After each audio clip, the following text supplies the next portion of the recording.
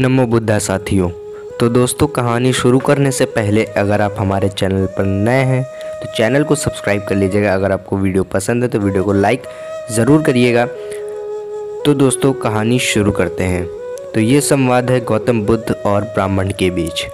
तो गौतम बुद्ध से ज्ञान पाने या ज्ञान का मुकाबला करने की नीयत से बहुत से ब्राह्मण आते रहते थे। ऐसे ही एक ब्राह्मण गौतम बुद्ध से वार्तालाप करने, धम्म की चर्चा के लिए चुनौती देने लगा। तथागत गौतम बुद्ध से ब्राह्मण ने पूछा। ब्राह्मण कहता है, आप सब लोगों को ये बताते हैं कि आत्मा नहीं, स्वर्ग नहीं, पुनर्जन्म नहीं, क्या यह सत्य है? गौतम बुद्ध कहते हैं, आपको ये किसने बताया? मैंने ऐसा कहा है। ब्राह्मण कहता है, नहीं, ऐसा किसी ने नहीं बताया। गौतम बुद्ध कहते हैं, फिर मैंने ऐसा कहा, ये बताने वाले व्यक्ति को आप जानते हो? ब्राह्मण कहता है, नहीं।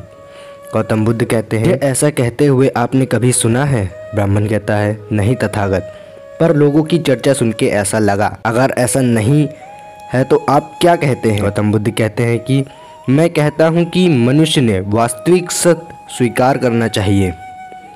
तभी ब्राह्मण कहता है, मैं समझा नहीं तथागत, कृपया सरलता में बताइए। बुद्ध कहते हैं, मनुष्य को 5 ज्ञानेंद्रियां हैं जिसकी मदद से वह सत्य को समझ सकता है। आँखें, मनुष्य आँखों से देखता है। कान, मनुष्य कानों से सुनता है।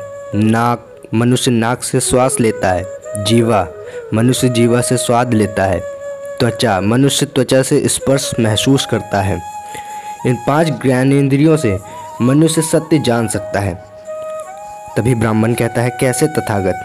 गौतम बुद्ध कहते हैं, आँखों से पानी देख सकते हैं, पर वह ठंडा है या गर्म ये जानने के लिए त्वचा की मदद लेनी पड़ती है। वह मीठा है या नमकीन ये जानने के लिए जीवा की मदद लेनी पड़ती है। तभी ब्राह्मण कहता है, भगवान है या नहीं इस सत्य को कैसे जानेंगे तथागत? गौतम बुद्ध कहते हैं, अब वायु को देख सकते हैं? ब्राह्मण कहता है, नहीं तथागत। गौतम बुद्ध कहते हैं, इसका मतलब वायु नहीं है, ऐसा होता है क्या? ब्राह्मण कहता है, नहीं तथागत। तभी गौतम बुद्ध कहते हैं, वायु दिखती नहीं फिर भी हम उसका अस्तित्व नकार नहीं सकते, क्योंकि हम वायु को ही हम सांस के द्वारा अंदर लेते और बाहर निकालते हैं। जब वायु का झोंका आता है तब पेड़ पत्ते हिलने लगते हैं, ये हम देखते हैं और महसूस करते हैं। अब आप बताओ, भगवान हमें 5 ज्ञानेंद्रियों से महसूस होता है? तभी ब्राह्मण कहता है, नहीं तथागत। गौतम बुद्ध कहते हैं, आपके माता पिता ने देखा है, ऐसे उन्होंने आपको बताया है? अभी ब्राह्मण कहता है, नहीं तथा। गौतम बुद्ध कहते हैं, फिर परिवार के किसी पूर्वज ने देखा है, ऐसा आपने सुना है? तभी ब्राह्मण कहता है, नहीं तथागत। गौतम बुद्ध कहते हैं, मैं यही कहता हूँ कि जिसे आज तक किसी ने नहीं देखा, जिसे हमारी ज्ञानेंद्रियों से जाना नहीं जा सकता, वह सत्य नहीं, इसलिए उसके बारे में सोचना व्यर्थ है।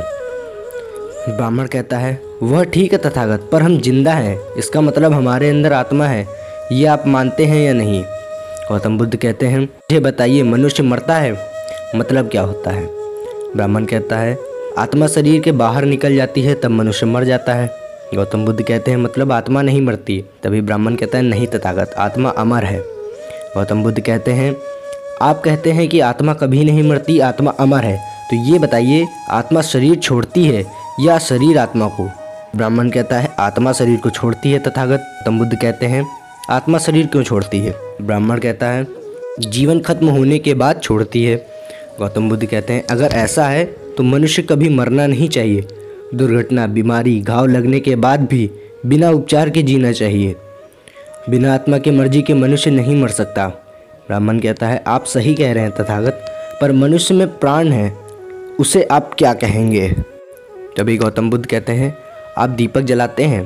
ब्राह्मण कहता है, हाँ तथागत। गौतम बुद्ध बोलते हैं, दीपक यानी एक छोटा दिया, उसमें तेल में बाती और उसे जलाने के लिए अग्नि चाहिए, बराबर? ब्राह्मण कहता है, हाँ तथागत।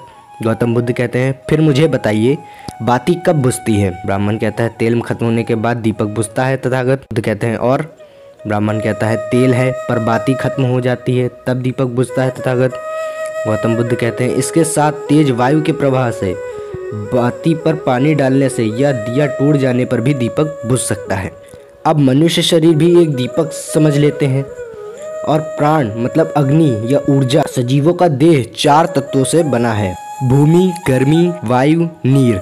भूमि धन रूप पदार्थ यानी मिट्टी, गर्मी ऊर्जा, ताप उष्णता, वायु अनेक प्रकार की हवा का मिश्रण, नीर द्रव्य पदार्थ यानी पानी, जिसको हम भगवान के नाम से भी समझ सकते हैं। इसमें से एक पदार्थ अलग कर देंगे, ऊर्जा और ताप का निर्माण होना रुक जाएगा, मनुष्य निष्क्रिय हो जाएगा। इसी ही मनुष्य की मृत्यु कहा जाता है। इसलिए आत्मा भी भगवान की तरह अस्तित्वहीन है। यह सब चर्चा व्यर्थ है, इसमें धम्म का समय व्यर्थ हो जाता है। तभी ब्राह्मण कहता है, जी तथागत, फिर धम्म क्या है और इसका उद्देश्य क्या है? गौतम बुद्ध कहते हैं, धम्म का मतलब अंधेरे से प्रकाश की ओर ले जाने वाला मार्ग है।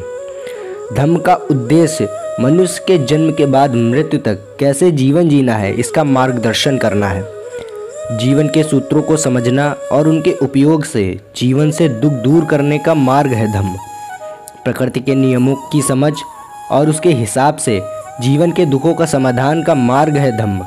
प्रकृति की पूजा से धम्म नहीं, धम्म जिज्ञासाओं को काल्पनिक धार्मिक कहानियों द्वारा मारना नहीं।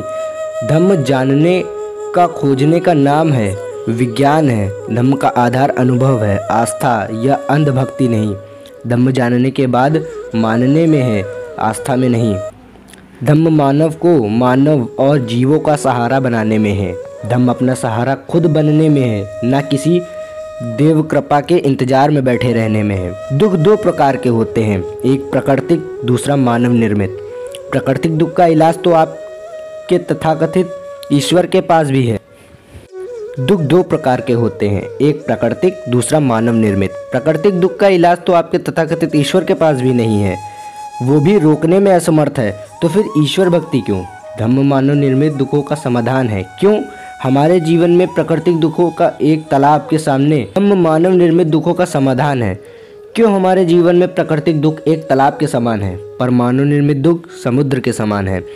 मतलब दुखों का सबसे बड़ा हिस्सा मानव निर्मित है, जैसे सामाजिक जातिगत बंटवारा, आसमान आर्थिक बंटवारा, गलत राजनीति, गलत व्यक्तिगत आदतें, बीमारियां, धार्मिक सोच, चलन और दमन आदि। धम्म का प्रथम सूत्र है, हर चीज से बड़ा है न्याय, तथाकथित ईश्वर से भी बड़ा। न्याय व्यवस्था ही धम्म है। क्या गुलामी और शोषण के बदले आप ईश्वर लेना चाहेंगे? जन्म से मृत्यु के बीच सभी जीवों का जीवन सुखमय बनाना ही धम्म है। तभी ब्राह्मण कहता है, मैं धन्य हुआ, आपने मेरी आंखें खोल दी। आपसे बात करके मेरा धार्मिक ज्ञान का, श्रेष्ठता का अहंकार जाने कहाँ गायब हो गया। बड़ा मुक्त और हल्का महसूस कर रहा हूँ। अपना पराया का भ्रम दूर हुआ, सब अपने से लगने लगे। आपसे ज्ञान पाकर मेरा जीवन धन्य हुआ। तो दोस्तों, इसी के साथ हमारी कहानी खत्म होती है। तो दोस्तों, अगर आपको वीडियो पसंद आई हो तो वीडियो को लाइक और शेयर ज़रूर करिएगा। तो दोस्तों, मिलते हैं हम अगली स्टोरी में।